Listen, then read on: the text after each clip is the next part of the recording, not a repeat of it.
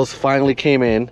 So I finally get these wheels mounted because much as I like this staggered look, I want it to be a matching set. So we're gonna do that, and we're actually car shopping because I sold my Corolla. It's not here no more. So let's go drop off these wheels at a tire shop and then go check out a car that my friend is selling. All right, so here it is, new to me, 2012 Scion TC. Got it for a pretty good deal, only because it has slightly high miles. I mean, it's not higher than like my IS300 or anything. It's still new, still pretty modern. Let's take a look inside. It was a girl owned, so excuse all the pink stuff. She had like Tahoe sticker, Supreme. She got bedazzled on this key thing, purple shift knob. She got like LED lights in here that I'm gonna take out, but this is my new daily.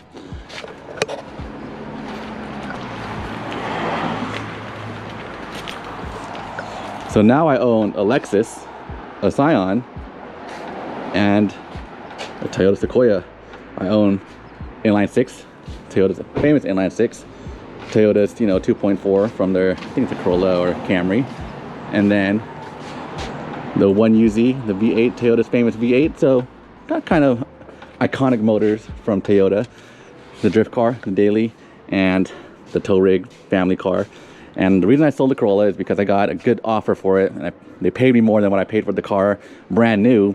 So I just thought it's time to, you know, sell the car, make my money back, get something I can daily that's still good and really cheap, and, you know, to drive around for a while until I'm ready to upgrade my car, because I really want a new 2022 Tundra, but that's for another time. But I got the wheels back from the shop. So now I got matching sets, and I'm just gonna throw it on the rear. I'm gonna throw it on the rears real quick to see how it fit and how it looked, because I am running 225s instead of 215s because I want to fill in that little tire gap right there, as well as have a little more grip because I think I'm starting to need a little more grip when I drive. All right, so the interior super clean. Got this bubble shift knob that, I don't know, it came with the car. Super clean. Some LED lights in here.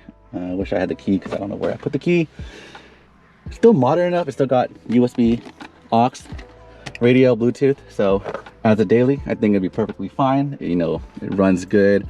I drove it from Livermore, from Tracy, all the way back to the Bay, to the East Bay. So definitely a good car. It's gonna save gas. It's fast. It has a muffler delete, which I'm not a big fan of because automatic cars, especially, you know, the 2.4 automatic transmission, Corolla engines, they don't sound really good, and when they shift, it just sounds like a fart. Here, let's start it real quick so you guys can hear it.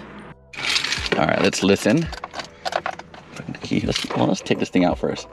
I don't need this bedazzle shit. Yeah, get this shit out of here. Funny, she zip tied this to the bumper grill, or like the mesh grill. Like, what is this supposed to do? I took it off, cut it off, because I'm not that ricer.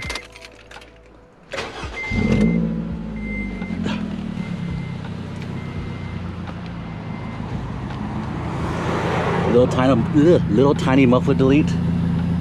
So if you guys have a stock muffler for a Scion TC, let me know, because I am not about this muffler delete life on this daily, because I'm trying to keep it low key, try not to get in trouble, try not to get pulled over.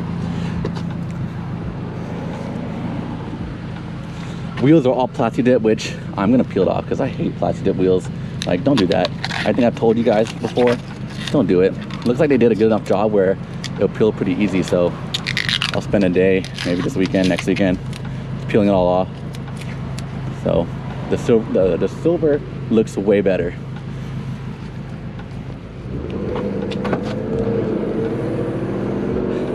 Comes with a sub that doesn't work because I think they're missing some fuses or wires, but I'm gonna take it out because I want the trunk space so I can carry some stuff. But yeah, it's super clean. Like, it's old, 2012, so it's about 9 years old, but it runs good, it drives good. Sounds ugly. Here, I'll rev it.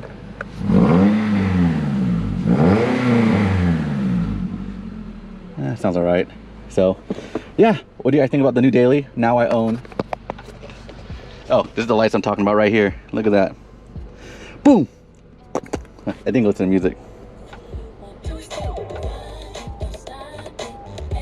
Yeah, don't want to copyright it. All right, so I forgot to show you guys this, but I did get alignment on the car, and This is kind of the current specs I'll be running for a while until I decide to change up the alignment specs. So if you look, I'm running about 5.6 camber, 5.6, 5.7, so very close to 6 degrees of camber. My caster is at 7, left side 7, right side 7.1. Toe is about 0.05 toe out. Negative means toe out, which is kind of weird. I don't know why they do that.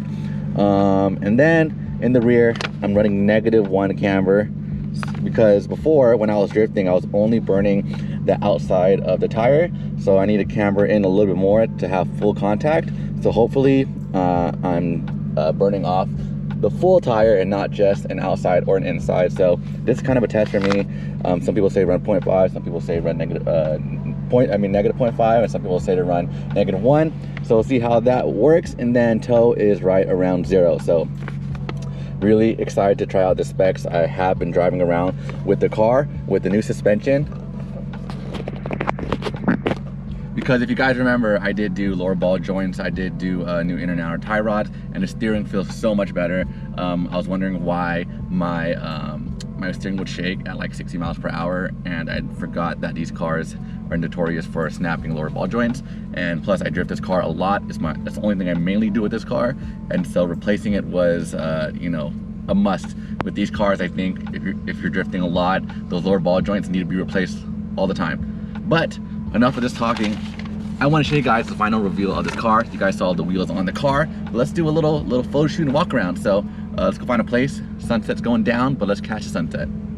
So this is the new setup, new wheels, new alignment setup, new, not new angle, but just new suspension, new arms, new ball joint, and just different alignments. So a lot more camber in the front. It's pushed out a lot more. You can tell right here, it's pushed out, and running a wider tire in the rear, running 225s, because just to fill in the wheel gap. And you know, I think having that little more grip is going to be a lot helpful when I'm starting to tandem.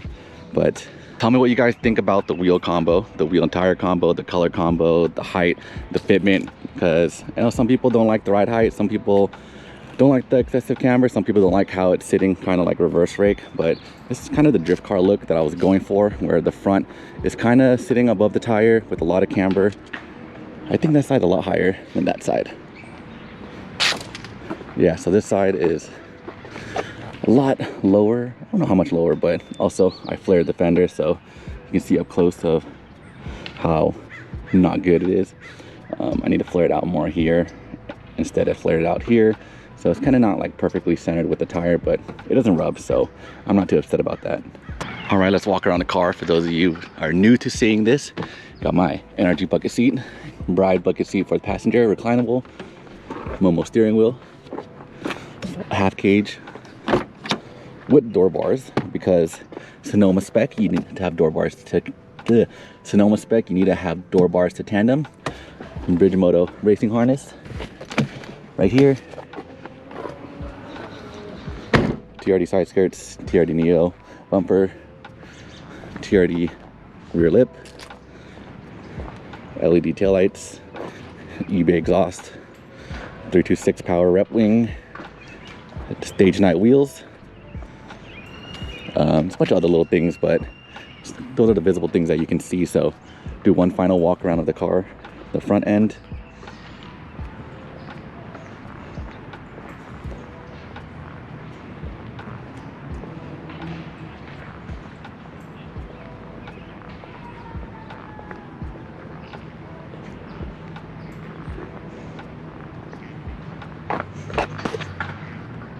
Well, I hope you guys liked this video. Pretty much all done with this car for now.